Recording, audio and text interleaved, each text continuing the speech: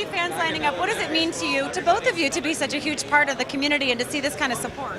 The wonderful thing to us is watching this new way that young people can come together from all over the world. And I mean, we get a lot of interviews over podcasts and weblogs, stuff like that, from like Argentina and Chile and Denmark and Germany and Norway and Japan, and it's just wonderful to me how young people from all over the planet are talking to each other and playing with each other, and I think it really portends well for everyone in the world getting along better because we're communicating now. And to have this kind of thing where we can just get together and rough it up and have all these crazy characters and beat up on each other and just have fun with people that we would, that 50 years ago we would never meet.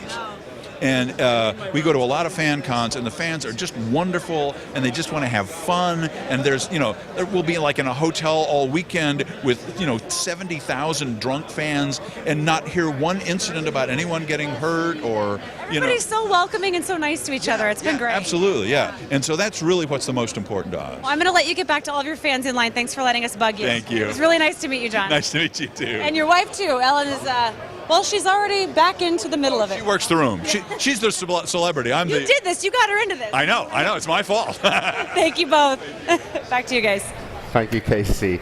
Wow, they get on like a house of fire, those two. What a fitting couple in many ways. And, well, I guess we can say someone that might not get on so well are going to be our next two teams. First, let's introduce Na'Vi.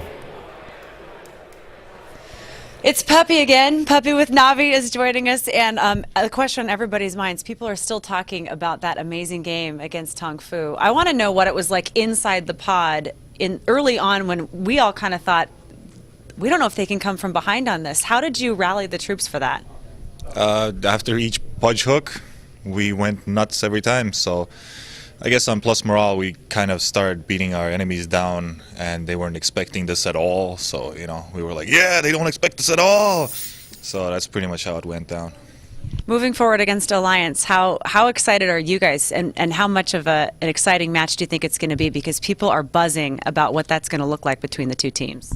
I really don't know what it will be. We have to play top-notch to put a fight up against Alliance.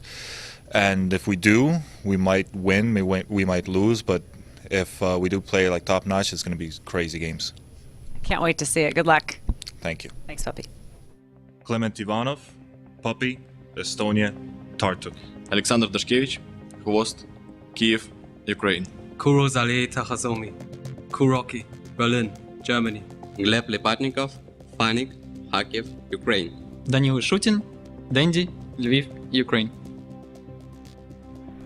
Na'Vi, then the only team left that have a chance to win two international titles. This is going to be history if they can win this game and go all the way, but can they do it? Hvost, Korok, Puppy, Dendi, and Funnick are going to have to take down Alliance. Just winning this game will guarantee you $60,000. We're already in the draft, so let's introduce Alliance to the stage. With Alliance joins us now, and we've been covering this for a few days now, but we noticed Swedish TV is here too. What is it like knowing that you basically have your entire country back home watching you and supporting you? It feels great with the full Swedish support from our country, but we try to do our best to win. Everyone is very excited for this upcoming match. Are you looking forward to facing Na'Vi? What are your thoughts? Yeah, it's going to be a good game, I think. We'll try our best to beat Na'Vi. They're a tough team, but we're confident. I think everyone feels like they're just going to buckle in and enjoy the ride. Good luck to you guys. I know it's going to be a fantastic match, and we'll talk to you later. Thank you. Thank you. Henrik Arnberg, Admiral Bulldog, Trollhättan, Sweden. Joachim Achterhall, Aki, Gothenburg, Sweden. Jerry Lundqvist, EGM, Sweden, Västerås. Jonathan Berg, Loda, Gothenburg, Sweden. Gustav Magnusson, S4, Stockholm, Sweden. Alliance, the team that is really impressed so far this tournament. They're still the team to beat, I feel. They're fighting for Sweden. Admiral Bulldog, S4, Aki, EGM, and Loda. This would be huge if they could make it into the grand finals. The draft's on the way. Bruno, I just want to hear what you've got to say before the game. Well, normally I have stats for you, but with the match so even, this stats book is of no use. So I have to return to something more serious, more important. So I have it here prepared for me. Okay. Wait. It's not over yet. I'm going to call the spirits. I don't know who I'm going to get. I might get Pyrion Flax, I might get Ice Frog. So, if there's anyone there, can you hear me? Hello, Bruno. Oh my God, how are you? Who is it? You sound disappointed. It's gods. How are you? Gods. The spirit Please, of gods. Tell me, who is going to win and why? Na'Vi or Alliance? Well, Alliance, they are playing like the best team in the world. Meanwhile, Na'Vi, they're playing like the only team in the world who could beat the best team in the world. So, I've got to say, Alliance are going to take it, but Na'Vi are going to put up a hell of a fight. Okay, thank you. Thank you very much. See you later. Bye-bye. And with that, we go into the game. Yeah, we're going. Alliance versus Na'Vi. Game 1. Take it away, guys. Na'Vi versus Alliance. Greetings and salutations, Dota fans! Welcome in to the floor of beautiful Ben Arroyo Hall, the International 2013, the upper bracket finals. I'm AC, that's Draskell, and I think we lucked out on the game we get to cast today. The most highly anticipated game of the entire tournament so far.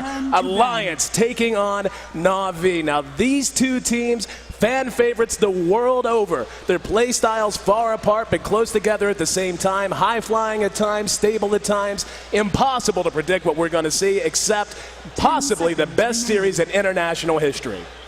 I'm like shaking, you know, in anticipation for this match. It's going to be such a good set of games. Looking at the draft already, Na'Vi, not only have they banned out the Nature's Prophet, they've also banned out the Lone Druid, and they get their hands on a Wisp. This is something that complements Na'Vi's style so well. They love high-octane play, aggression, consistently apply the pressure. On the other hand, you have Alliance. They have the Naga Siren, the capability of counter-initiation, the threat of a slow early push coming on from Chen. You just have both teams. They're going for completely different styles right now, but it's too hard to say early on who has the edge in the draft. All I know is that regardless of what the draft's going to be, these games are going to be sick.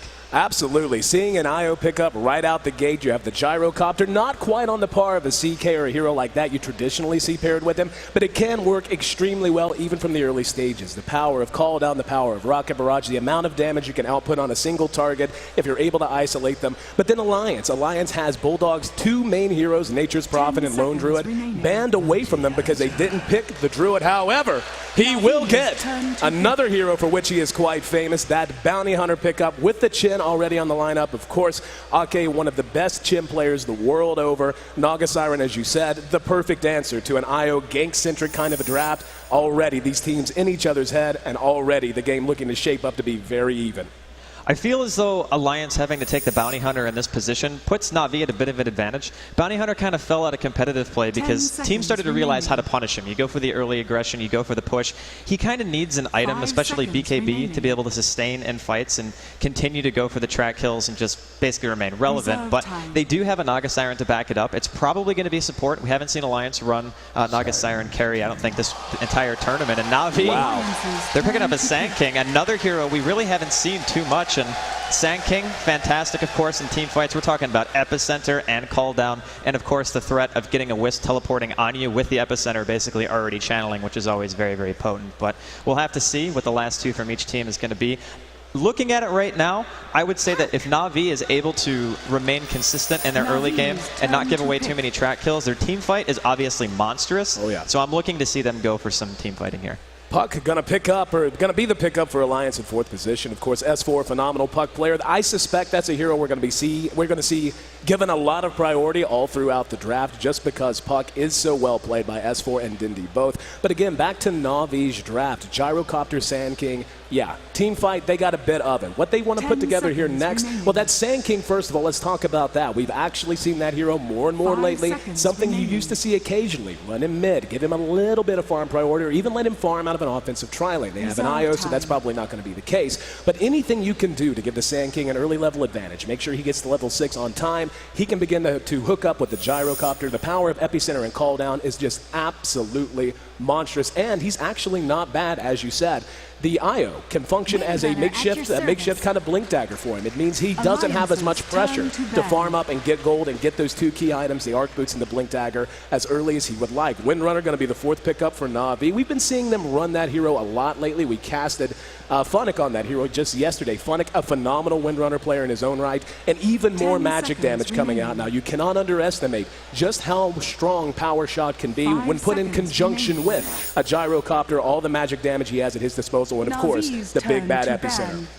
Yeah, Epi and the AoE team fight of Na'Vi right now is obviously the big focus, but what's important to remember here too about the Windrunner pick is normally Alliance, they get an offlaner who can jungle. They either get the Lone Druid, sometimes they get the Prophet, actually more so Prophet, at least at TI3. But since it's a Windrunner, most likely going to be doing Ancients, the Bounty Hunter can't really collapse and do the same thing, obviously, because of the fact that he's a melee hero. So I think that Na'Vi have kind of put Alliance in a situation where they're not going to be able to utilize the map as well as they normally do. Sometimes they get their hands on things like Coddle, they double jungle with their support, they're able to effectively farm, whereas right now, those two heroes that Bulldog would use to do that are both taken away from him. So obviously Alliance ending things out with the Alchemist. It's going to be their one role, which means support Naga Siren, which is pretty standard so far, I would say, for this tournament. And it's basically a very greedy last pick, and Na'Vi now have the opportunity to go for that kind of mid-early game aggression that they so love to do. I'll tell you something that I really like out of Alliance's lineup is if this game does go late, obviously a well-farmed gyrocopter, so tough to deal with even for an Alchemist because he does have that range. Alchemist can be kited on occasion, but with Alchemist having Naga Siren on team with him, that's one dedicated disable in the ensnare that will go through BKB. That gives Alchemist every chance in the world to get on top of the gyro and do that late game damage. You can't underestimate how important that is, but a Skywrath Mage pick gonna round things out. Skywrath Mage, a hero Na'Vi has experimented with from time to time. We have seen Dindy be extremely successful on this hero in a variety of tournaments, most of them, however, online. A pick that we don't see often, but we get to see it here in Game 1 of the upper bracket finals. Could not ask for more.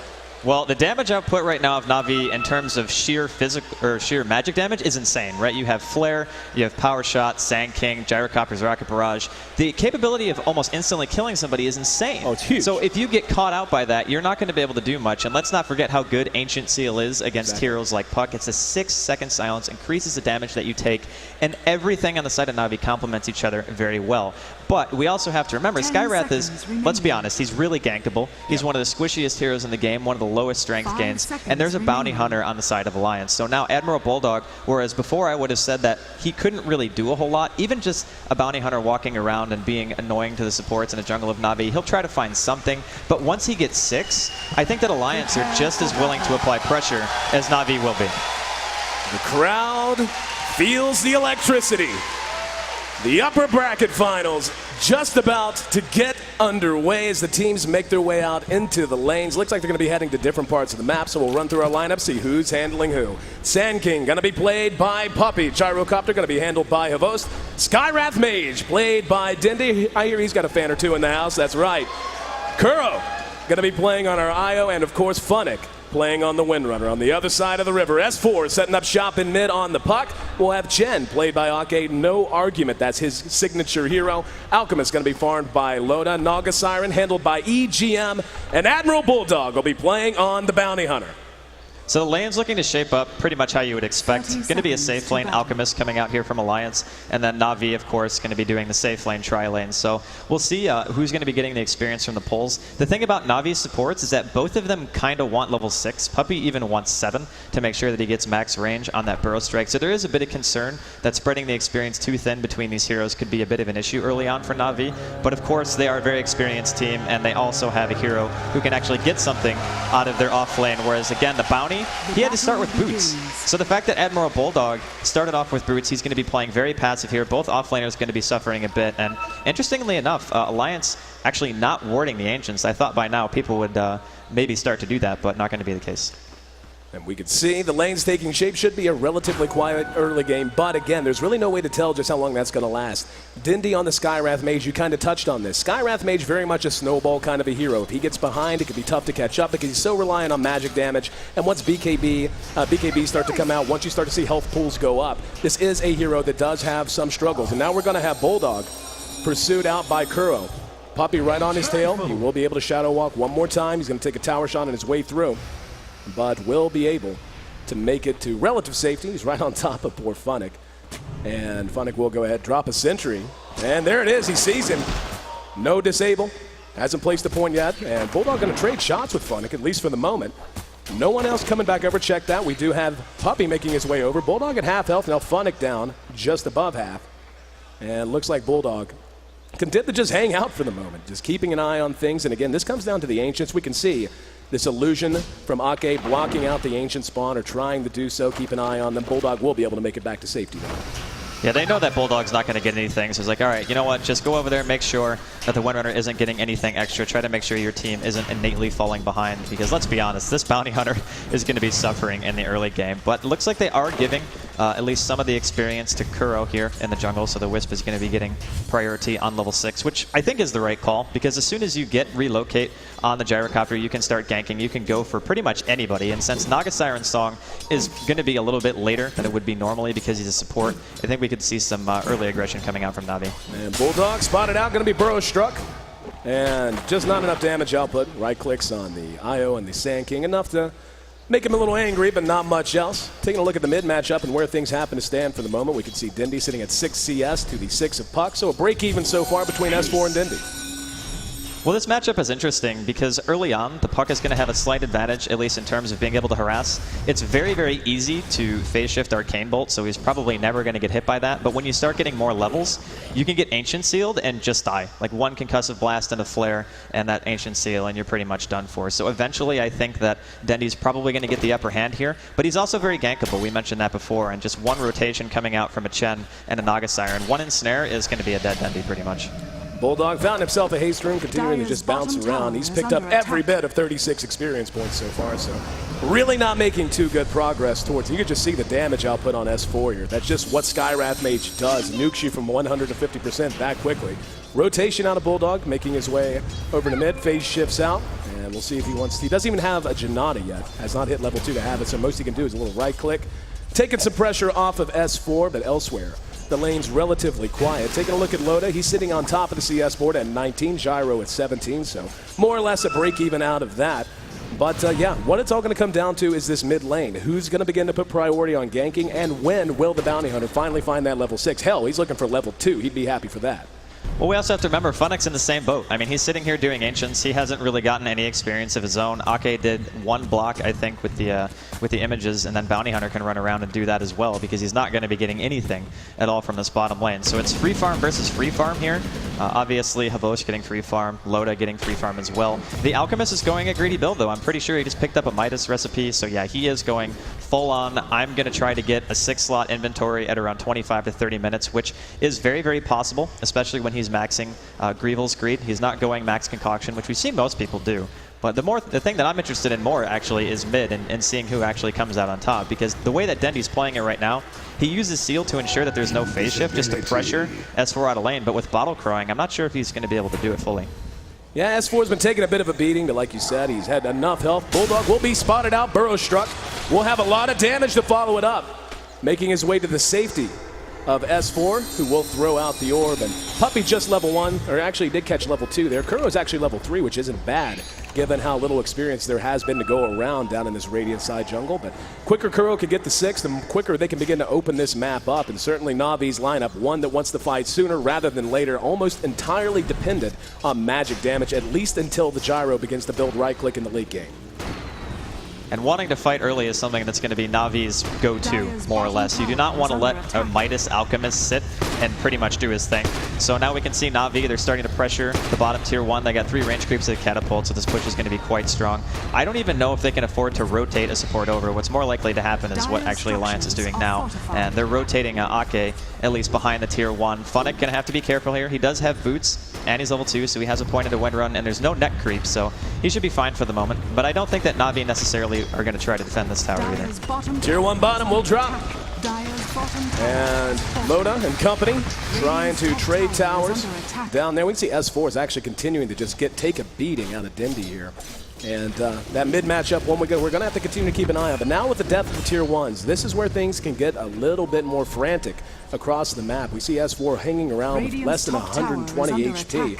And yeah, Navi's not done. They're pushing all the way up under the tier 2. S4 finally gets his bottle back, but Loda and EGM continuing to try to put as much pressure as they can onto that top tier 1. We're going to see Ake making his way around towards mid, and Dindy going to have to be very careful. S4 got him with the coil. Here comes the Centaur. There's the immediate reaction. They're going to try to follow it up. Puppy's there, and S4 will catch the burrow strike. Can they follow it up? No, he phase shifted. Silence, but it doesn't matter.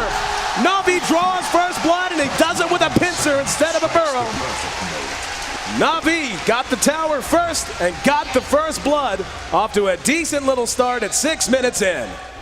Really, really nice reaction from Na'Vi. I mean, that teleport was almost instant. As soon as they saw the Chen creeps, they knew it was coming. It is a bit predictable to assume that they're going to gank on the middle lane, especially because Skywrath at this point doesn't even have boots. His base move speed's pretty high, but I mean, if you get caught by a coil like that, for most intents and purposes, you should be dead. But Na'Vi realized the inherent weakness of Skywrath mid, so they capitalize on a bit of over-aggression coming out from Alliance. And this top tier 1 hasn't even dropped yet, so Na'Vi maintain their tower. It's still at about half HP. I'm curious to see if Loda's going to go for the Shadow Blade or if he wants to go full-on into the Battle Fury, because Shadow Blade would mean that he can actually fight, which is obviously Na'Vi's game plan. But if he fights with just the Shadow Blade, I feel like he's still a little bit weak. There's a lot of stuns. I feel like he actually needs 2 items to really contribute here. Honestly, when you look at Na'Vi's lineup, a BKB at some point is going to be absolutely essential. And I'm with you. It's kind of tough to determine exactly what his build's going to be. Already fairly greedy with the Midas. I feel like Midas BKB would be greedy to the point of really just putting yourself at an inherent disadvantage. I mean, when you have that much to worry about and you know that they're going to want to fight you sooner rather than later, a Midas should be enough to give you the farm advantage you're looking for. Now we got Puppy, Avost, and Kuro looking to zone Bulldog out. They're applying pressure, and over on the side, Funnick netted down, and they're going to be able to clean him up. Alliance gets themselves on the board. We see S4 taking some more damage in mid. Dindy able to zone him out once again. Loda with a big creep wave, making his way back towards the tier 1. However, Na'Vi has yet to abandon the siege of the tier 2 bottom. So far, at least in terms of the push power, Na'Vi taking the advantage and not giving it away. Puppy staying in a very aggressive position. In the meantime, Loda does finally bring down that tier 1 top.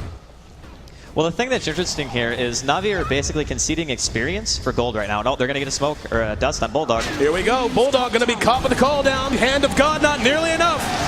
Na'Vi not only going to get the tower, and they certainly will get that tower. They find themselves another kill, and that is so good for those supports. Obviously, it's great to have Avost involved in the early battles, but just getting the extra experience for Puppy, the extra gold for Puppy to get closer to that Blink Dagger. He's already got tier 1 boots and about 1,000 gold in the bank. We'll see if he wants to rush straight to the Blink or if he's going to go ahead and grab a set of Arc boots. With an IO on team, I would understand going. Hang on.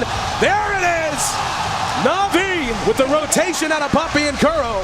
Caught S4 asleep at the wheel and made him pay. Make it 3-1. And the Skywrath does so much work against the puck. There's absolutely nothing you can do. It's an instant cast.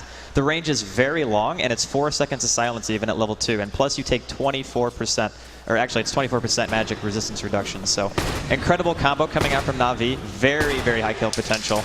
You can already hear the Na'Vi chant starting. Yep. They definitely have the early game momentum. That's what they're looking for. This is very much Na'Vi's style. Very emotional, momentum-based team, and the crowd behind them, at least a large section of them. The loud ones anyway, right, guys? Anyway, here in mid, we're going to see S4 rejoining back up. And 9.5 minutes in, we're going to see Puppy and Kuro making a run towards mid again.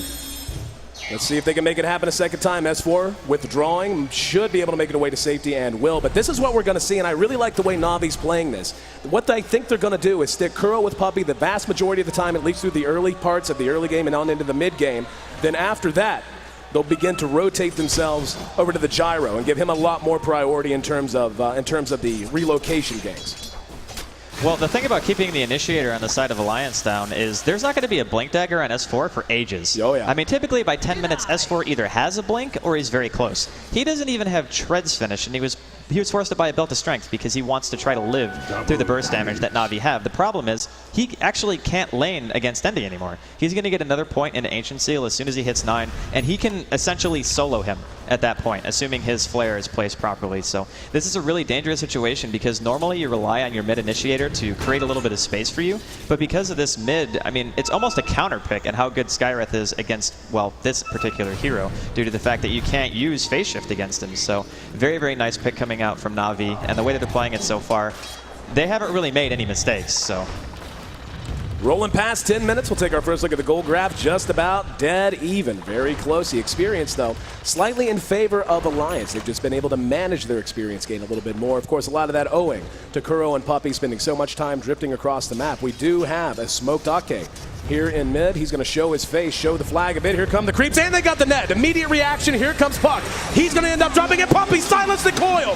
Puppey in trouble. Bulldogs there. Burrow strikes, catches S4, will end up dead nonetheless. Kuro's there, now left by himself. Nothing he can do but hook up with Funnick. Another orb going to be coming in. Track out on Kuro. Call down. Going to be enough to buy some space for Na'Vi. And Havos getting there not a minute too early. Got there just in time to stop what could have gotten much, much worse. However, nonetheless, Alliance tallying a couple of kills on their own, and Bounty manages to find Io. Havos going to be engaging on S4. Beautiful phase shift, but it doesn't matter. Song of the Siren from EGM. Day late and $1 short as they lost the hero before he could get into range. 4-4, an absolute slugfest here in this middle lane. Havos hooking up now with Dendi and Funnick. And we'll see how hard they want to push it. Over at top, Loda continues to find his free farm. He did go with the Shadow Blade build, so he's going to be ready to start fighting as soon as Alliance needs him to. That was a great move by Alliance, though, just forcing such a huge reaction on a Na'Vi. Puppey accidentally stunned out of his Sandstorm when he wasn't tracked. I think maybe he thought he was, and he was going to end up dying anyway, so he ended up giving away an extra kill that I don't necessarily think needed to happen. But still, Alliance forcing that reaction, giving Loda the space that he needs to farm up another item. Once he gets a BKB, I think their teamfight potential is actually going to be pretty good, considering EGM is now very close to level 7. He wasted his song there, unfortunately, but could be going down mid. Puppey's there. Mystic Flare does a lot of damage. S4 going to try to help. Doesn't matter. Burrow strike on the money. Coil got to the Waning Rift a little late. Here's Loda. Throws out the unstable concoction on Puppey. Engaging but surrounded by all three. Tanky as he is, he just doesn't have the damage output even with that Shadow Blade. So they end up getting a 1-for-0 trade. Loda came as quick as he could. S4 was in position, but just too well executed out of Na'Vi. And really nice picks. That's the strength that a Skywrath gives you. Insane range, the capability of killing somebody before they can even react. The one thing is, eventually when that Alchemist does get a BKB, you're not going to be able to do it to him. You're going to have to pretty much isolate either the Chen or the Puck in most of these engagements, sometimes even the Naga Siren if you want to make sure the song isn't going to be an issue. But Alliance are still having the same problem right now. S4 just simply doesn't have anything. Granted, Dendi's not tremendously far ahead in terms of CS. He's only sitting at 9 higher than S4. He isn't as reliant on those items as S4 is, and he's just not been given the opportunity to get any of that farm. So Bulldog now going to be coming mid. He's actually 8.5, so he has surpassed Funnick in terms of levels because of that middle fight. Oh, yeah. And now Bounty Hunter's contribution to Alliance is going to be huge. We can see again, Loda did go with the Shadow Blade. I think that's the right choice here. I mean, again, Na'Vi is going to want to fight more and more and more as time wears on. And Alliance going to take the fight to them. And this is the right call. Fight on their own terms. Don't let Na'Vi set up those ganks that have been so successful so far. Puppey spotted out by Bulldog. There's Havos right beside him. Nog is there, throws out the ensnare. There's the track as well. Puppey engages in, but the call down's in. But look at the damage coming out of Kuro as well. Puppey. Oh, the relocate. Re-engaging Shackle does catch Ake. Funnick with a beautiful Shackle. There's a burrow on the EGM. Loda though re-engages, and there's Funnick. Chop down. Epi goes off. EGM melting to it. Not enough. Loda silenced out. Mystic Flare does a lot of damage. Coil. Re-engagement. Dendi trying to track him down as the rest of the fight continues behind them. S4 still alive. Havos and Kuro. Maybe 200 HP between them. And we even see the creeps getting involved. They will go ahead and pull back. In the end, 7-6 as the dust settles. Beautiful re-initiation out of Na'Vi. Alliance had the jump on him, but Na'Vi got the job done, and the relocate, as you mentioned, absolutely immaculate. God, Kuro, what a player, man. What a player. Getting Havos out of there just in the nick of time. And just turning around and fighting that in general was a really great call. Got the double burrow strike. The call down essentially hit everyone. And, I mean, S4 being forced to buy back. Again, losing a lot of money for that. Granted, Alliance are going to be able to pressure this tier 1, safe lane tier 1, so it's actually worth quite a bit at such an early phase. 15 minutes in, tower's going to go down. so Alliance don't walk away completely empty-handed, but Loda's been traveling a lot now. He's only got well, I shouldn't say only, 107 CS at 15 minutes is still pretty darn good. But his farm probably could have been a bit higher if he didn't have to waste that TP mid. But again, once he gets that BKB, his teamfight contribution is going to be significantly higher because the Gyrocopter, while he is farmed, he's still not to the point where his physical damage is going to threaten the Alchemist all that much. So Alliance, their timing window is coming up here very shortly, and middle, EGM could be in some trouble, but he's actually not going to die to that combo. But just the threat of Flare and how much damage Dendi does, it's insane. Oh yeah, absolutely. And the abilities they have to chain with it as well. Shackle Shot, Burrow Strike, Tether Stun, they have a lot of ways to set those up.